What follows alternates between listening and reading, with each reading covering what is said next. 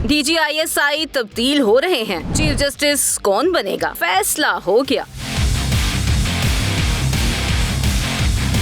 तहरीके इंसाफ को मखसूस नशिस्तें नहीं मिलेंगी। स्पीकर कौमी असम्बली और पंजाब असम्बली ने एक बहुत बड़ा सरप्राइज दे दिया। पार्लियामेंट से PTI का ही सफाया कर दिया गया। DGISI तब्दील खबरों में कितनी सदाकत है। नया चीफ जस्टिस कौन बनेगा, सीनियर सहाफी उमर चीमा अंदर की खबर ले आए।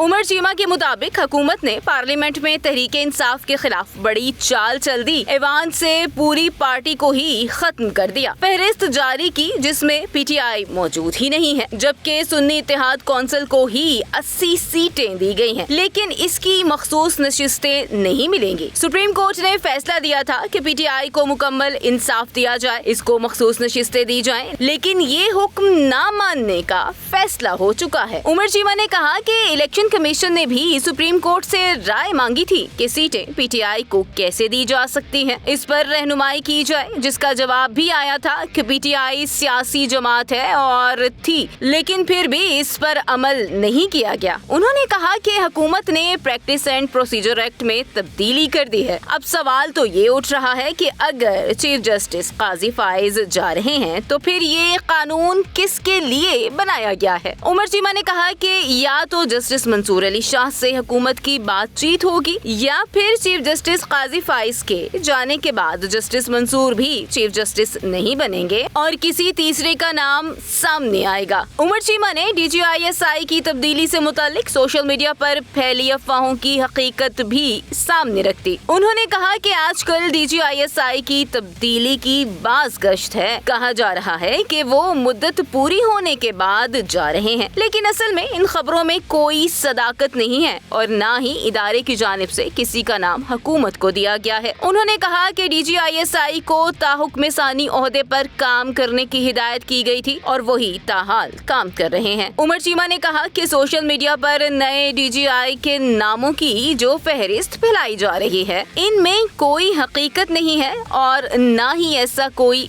फैसला हुआ है।